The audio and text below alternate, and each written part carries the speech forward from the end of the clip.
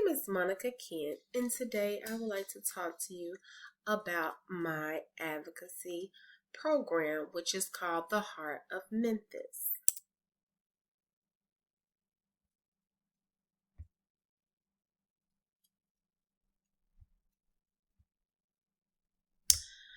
Um, During the year span of 1988 to 1991, an estimated 3 million African American women ages 18 and older had hypertension, and those numbers have increased. Blood pressure is determined both by the amount of blood your heart pumps and the amount of resistance to the blood flow in your arteries. The more blood your heart pumps and the narrower your arteries, the higher your blood pressure. A blood pressure reading is given in milliliters of mercury. It has two numbers. African Americans have twice the incidence of new hypertension as white over a year period. Lower educational attainment was associated with increased incidence of black women. Because of the higher prevalence of hypertension in black African American women than in white women of childbearing age, black women are more likely to have chronic hypertension during pregnancy. Increased BMI and waist to hip ratio is associated with higher blood pressure levels in black women. The extremely high prevalence of hypertension in black women is due to the risk factors of obesity. Social economic status and psychosocial variables was related to hypertension prevalence in black women than in white women. Family history of hypertension is also associated with increased incidence and prevalence of hypertension and higher blood pressure levels in black women.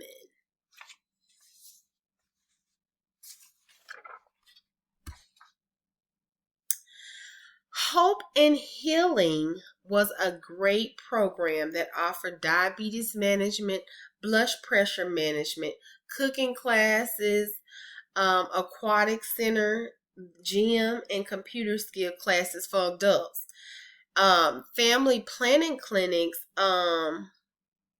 they have wellness, well women and men exam, a hemoglobin A1C test if needed, blood pressure, height and weight check, and contraceptive counseling.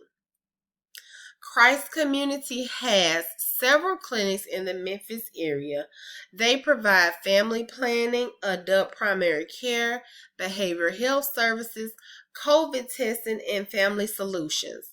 They offer a sliding fee scale for those that receive lower income than others. So YMCA has a blood pressure management program. It's a 4-month program that lowers blood pressure for people with high blood pressure. You must attend 2 office consultations, attend 2 nutrition classes, participate in physical activity classes, and you must be a member. So those spots are very limited with that program.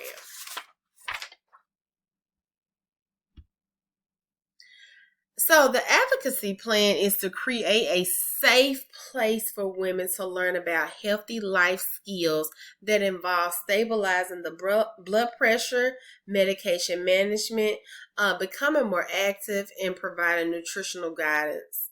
The program will provide free group sessions once a month to single women that are uninsured with little to no income.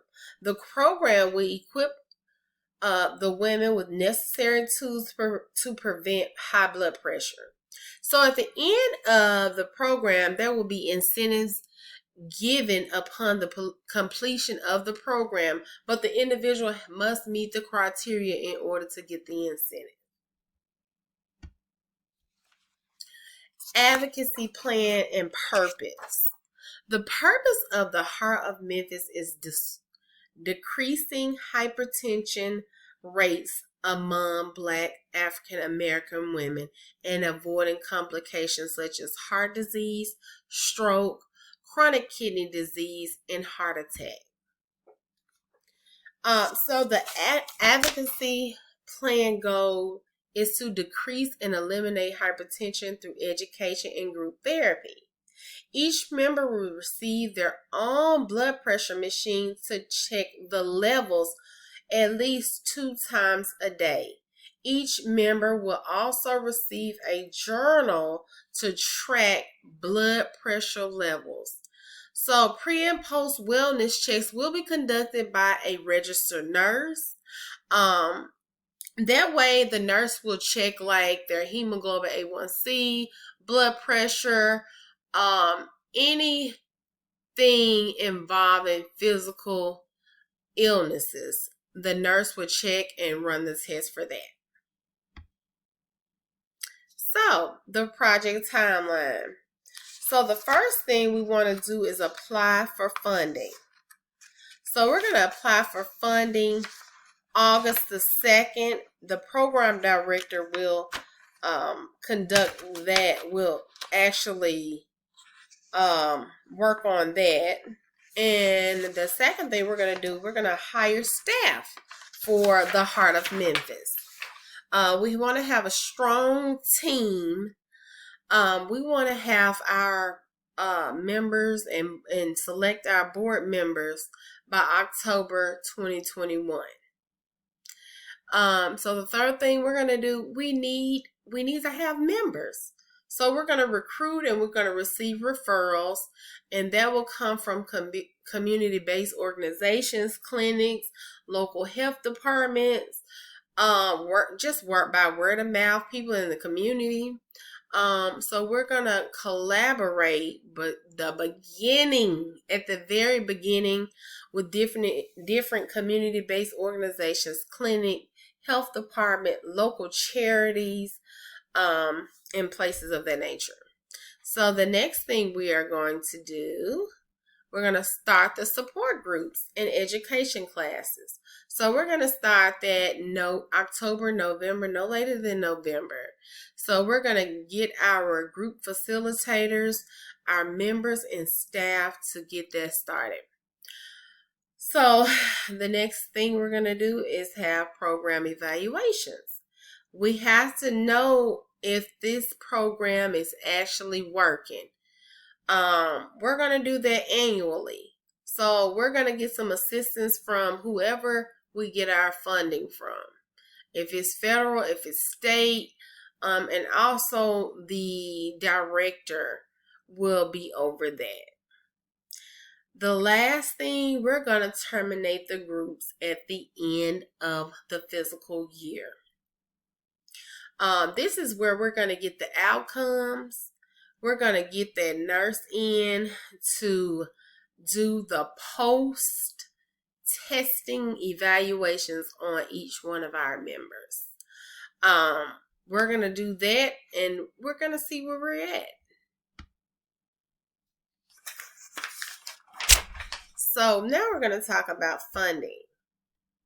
So we would like to get some local charity funding and some in-kind donations from maybe students,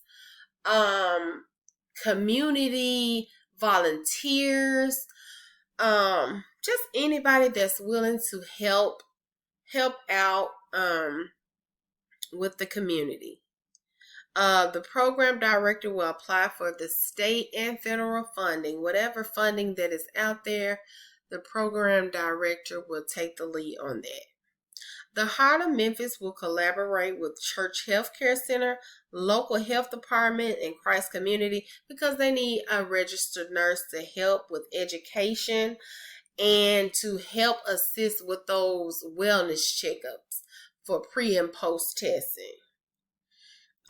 So we also gonna need education coordinators to conduct some of the groups to help out where needed. Local health department, family planning can help with that.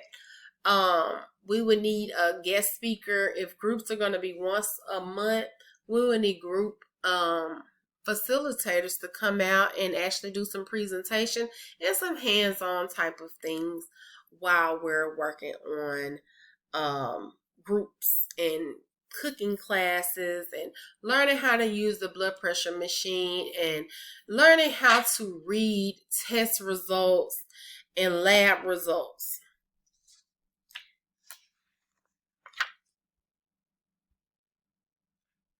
So, the involvement of the impacted population, the members will be empowered by peers within their community and those peers that are part of the group. Members will gain a support system within the community by participating in group activities with the Heart of Memphis. Members will be encouraged to live a healthier lifestyle. And this will encourage them to help others within the community, help their friends and family understand that high blood pressure is something real. It's a silent killer, and we want to prevent that.